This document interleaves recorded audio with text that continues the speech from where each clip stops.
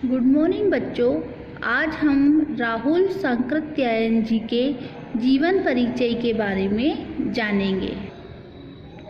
जैसा कि आपको पता है, राहुल जी हमारे पाठ ल्हासा की ओर के लेखक हैं। आइए हम इनके जीवन परिचय को समझें। जीवन परिचय। राहुल जी सुविख्यात साहित्यकार एवं महापंडित राहुल सांकृत्यायन का जन्म सन 1893 में उत्तर प्रदेश के आजमगढ़ जिले के ग्राम पधा में हुआ था। आपका वास्तविक नाम केदार पांडे था। आपकी शिक्षा काशी, आगरा तथा लाहौर में हुई। सन 1930 में आप श्रीलंका गए। वहाँ वे बौद्ध धर्म में दीक्षित हो गए। तब उनका नाम राहुल सांकृत्यायन जी रखा गया। वे 22 भाषाओं के ज्ञाता थे। काशी के पंडितों ने उन्हें महापंडित की उपाधि से विभूषित किया था। राहुल जी ने विभिन्न विषयों पर अच्छा लिखा। सन 1963 में आपका निधन हो गया। इनकी प्रमुख रचनाओं के बारे में जानें तो प्रमुख रचनाएं हैं राहुल जी की। आपकी प्रमुख रचनाएं हैं मेरी जीवन यात्रा 6 भाग, दर्शन दिग्दर्शन 22वीं सदी, वोल्गा से गंगा, घुमक्कड़ शास्त्र आदि। आपने लगभग 150 पुस्तकों की रचना की है। इस तरह से राहुल जी का यह जो जीवन परिचय है हमने देखा। आगे चलते हैं वस्तुनिष्ठ प्रश्नों की ओर। अब हम आगे बढ़ते हैं इस पाठ के वस्तुनिष्ठ प्रश्नों के अध्ययन की ओर। जैसे कि हमारा पहला क्वेश्चन है, सही शब्द चुनकर रिक्त स्थानों की पूर्ति कीजिए। पहला है, तिब्बत में रिक्त स्थान कानून नहीं था।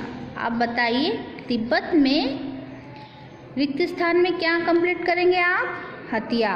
हथियार का कानून नहीं था। तिब्बत में जागीरों का अधिकार रिक्त स्थान के पास था। किसके पास था? मठों के पास। तिब्बत में खेती की व्यवस्था रिक्त स्थान देखते थे। कौन देखते थे?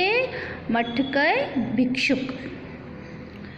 डाडा ढोड़ला रिक्त स्थान के लिए उपयुक्त है। किसके लिए? डाकुओं के लिए। जैसा आपको पता है, वहाँ पर बहुत वीरान जगह है जो डाकुओं के लिए उचित है। कंजूर खजूर का रिक्त स्थान रूप है, विकसित रूप है। किसका रूप है? खजूर का विकसित रूप है। इसी प्रकार आगे देखें, सत्य असत्य बताइए। डाडा ढोड़ला व्यापारियों के लिए उपयुक्त है, तो बताइए उपयुक्त नहीं है, तो असत्य आएगा। तिब्बत में बंदूक का लाठी के रूप में उपयोग होता था। तिब्बत में बंदूक का लाठी के रूप में उपयोग होता था, सही है। सामान्य रूप से कोई भी बंदूक रख सकता था। लेखक का आसन विश्राम गृह में लगा था, नहीं। व्यक्ति का व्यवहार वेशभूषा के आधार पर निश्चित होता है, जी नहीं, असत्य आएगा यहाँ पर। तिब्बत में अतिथि का उचित सम्मान होता था, जी हाँ। आप यहाँ पर सत्य लिखेंगे। निम्नलिखित प्रश्नों के उत्तर एक वाक्य में दीजिए। पहला क्वेश्चन है, सुमति कौन था? यहाँ आप देख रहे हैं, सुमति लेखक का सहयात्री तथा एक बौद्ध भिक्षुक था। सुमति के बारे में एक विशेष बात भी आपको यहाँ पर हम बतलाते हैं। यहाँ पर देखिए, सुमति लेखक को यात्रा के दौरान मिला मंगोल भिक्षुक जिसका नाम लोबजट शेख था। यानी सुमति का नाम क्या था? लोबजट शेख। इसका अर्थ है सुमति प्रज्ञ। अतः सुविधा के लिए लेखक ने उसे सुमति नाम दिया। ठीक है। अगले प्रश्न को देखें। अपनी यात्रा के दौरान लेखक चाय पीने कहाँ ठहरा था? अपनी यात्रा के दौरान लेखक चाय पीने के लिए परित्यक्त किले में ठहरा था। अगला प्रश्न देखें।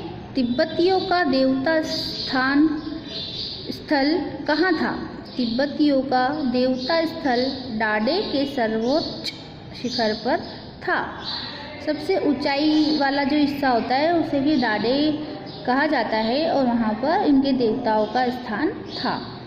डाडे की ऊंचाई कितनी थी? तिब्बत के डाडे की ऊंचाई 16,000 फीट से अधिक थी। परित्यक्त चीनी किलों की क्या विशेषता थी? परित्यक्त चीनी किले भव्य तथा विशाल थे, परंतु लेखक ने उन्हें जीर्ण शीर्ण स्थिति में देखा था, जिन पर किसानों ने अपने डेरे डाल रखे थे। अब हम इस प्रश्न का अध्ययन करेंगे। आपका प्रश्न है, यात्रा वृत्तांत के आधार पर तिब्बत की भौगोलिक स्थिति का शब्द चित्र प्रस्तुत करें। यहाँ की स्थिति आपके राज्य शहर से किस प्रकार भिन्न है? इसके उत्तर को हम समझेंगे कि भारत के उत्तर में स्थित तिब्बत नेपाल का पड़ोसी देश है।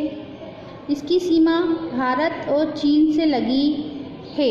यह समुद्र तल से 18,000 फीट की ऊंचाई पर स्थित है। यहाँ पहुँचने का मार्ग दुर्गम है। बीच बीच में कई ऐसी जगह हैं जो निर्जन हैं। यहाँ एक ओर हिमालय है तो दूसरी ओर निर्जन पहाड़। यहाँ की जलवायु अत्यंत मनोरम है। यहाँ धूप होती है, वहाँ तेज गर्मी तथा छाया वाले भाग पर खूब ठंडक होती है। थोडला एक दुर्गम डाडा है। तियड़ी की मैदान जिसके चारों ओर पहाड़ व पहाड़ियाँ हैं। मेरा शहर मैदानी क्षेत्र में होने के कारण उसकी भौगोलिक स्थिति बिल्कुल भिन्न है। मेरे शहर में परिवहन के साधन, संचार के साधन तथा अन्य सभी सुविधाएं, आधुनिक सुविधाएं सहज रूप से सुलभ है। यहाँ राहुल जी ये कह रहे हैं कि जो यात्रा उन्होंने उस समय की थी, उस समय हमारा देश परतंत्र था, आज़ाद नहीं था, जिसके कारण हमें वहाँ पर कई कठिनाइयाँ का सामना करना पड़ा और वो जो इलाका है वह भी बहुत वीरान इलाका था। और आज की जब बात करें तो आज जो हमारा शहर है वह आधुनिक सुविधाओं से सुलभ हमें प्राप्त होता है। इसी प्रकार से यह भिन्नताएं हम देखते हैं। इसी प्रकार आप इन शब्दों को देखिए। डाडा जो हमें कई बार इस पाठ में पढ़ने को मिला है, इसका अर्थ है ऊंची ज़मीन, ठीक है। उसी प्रकार थोडला, यह तिब्बती सीमा का एक स्थान है जिसका नाम है थोडला। इस प्रकार इस पाठ में दी गई ये जो पाठ्येतर संक्रियता आपको दिखाई दे रही है, इनका भी अध्ययन आपको करना है। यहाँ पर एक क्वेश्चन दिया है, अपठित गद्यांश को पढ़कर दिए गए प्रश्नों के उत्तर दीजिए। यह जो प्रश्न, ये जो अपठित गद्यांश है, आपको बुक में दिया गया है भैया बहनों। आपको स्वयं इसका अध्ययन करना है, इसे पढ़ना है और इसके प्रश्नोत्तर को लिखना है। धन्यवाद।